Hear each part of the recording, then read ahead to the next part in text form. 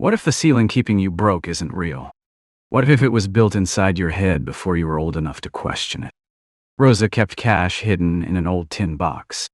Not because she didn't trust the bank. She just didn't trust herself around money she could see. Emergency money. Always there. Never growing.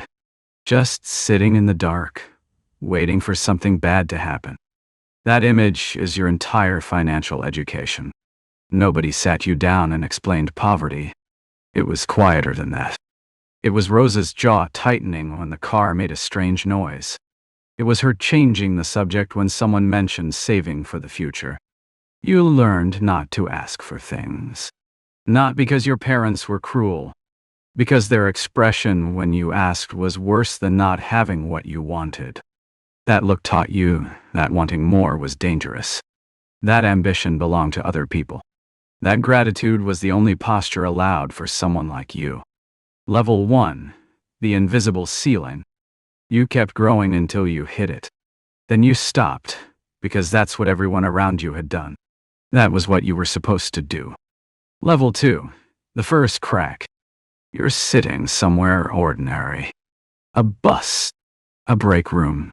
Late at night with a screen lighting your face. And one single thought enters your mind. These people didn't start with more than me. They just decided the ceiling wasn't real. It doesn't feel like empowerment.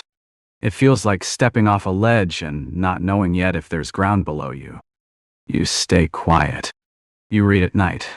You fill a notebook with ideas that feel both obvious and impossible at the same time. Elton tried starting something 2 years ago. Everyone called him delusional.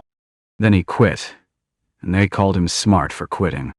Your circle has a very efficient immune system. It identifies ambition as foreign and attacks it without hesitation. Level 3, the grind nobody posts about. 2 years in, maybe 3, your results don't reflect the hours. This is the part every highlight reel skips, because it doesn't convert well. You're tired in a way sleep can't fix. Doing the same thing for the 100th time while everyone else has a life that looks, at least, restful. Rosa asks if you need money. She doesn't have much, but she's offering it anyway. That makes it harder, not easier. At 3 in the morning, a voice gets loud. It says, "Nobody from where you're from has done this." That's not coincidence. That's data. If this video is speaking to you, like it now, tell us in the comments, what ceiling have you been hitting? Subscribe so the next chapter finds you ready. You get up. Not because you're special.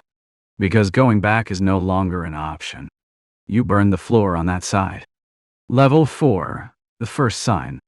It's not the million. It's not close to the million. But it's real, and it's yours. And nothing prepared you for how it would feel. You close the laptop and go to bed. There's no one to call. The person you most want to tell wouldn't understand what the number means. Level 5, the crossing. 7 figures. On a Wednesday. Not dramatic.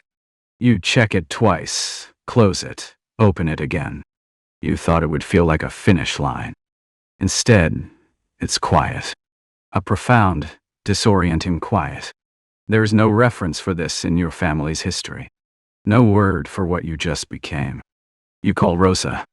You talk for 20 minutes. You don't mention the number. You don't know how to say it without it sounding wrong. Level 6, the gap. You go home for the holidays. Same house. Same smell. Same uneven table with a folded napkin under one leg. And yet, there's a gap. Elton makes a comment at dinner that sounds like a joke. It carries resentment underneath. You don't address it. He doesn't apologize. Nobody dramatically leaves. No confrontation. Just 2 boats that were once tied together, quietly drifting apart with each passing month. The guilt is the one nobody talks about. Watching Rosa still worry about money when you could write a check that ends that worry forever. Level 7, the weight. You can sleep without financial dread now. You can actually help people. Not just with advice and intention, but with resources that change things. But you are the first. No one in your family can tell you how to hold this. You're building the blueprint and living inside the building at the same time. You want your children to have the foundation, but not the version of security that removes all hunger. You want them to have roots and still feel the fire. The old tin box is gone. In its place, structures and options that Rosa was never supposed to have. You didn't just cross a finish line. You moved one. You didn't do this for a trophy. You did this so the next one doesn't have to start where you started. That's what generational wealth actually is. It's not a number. It's a different starting line. You took the invisible ceiling and made it the floor.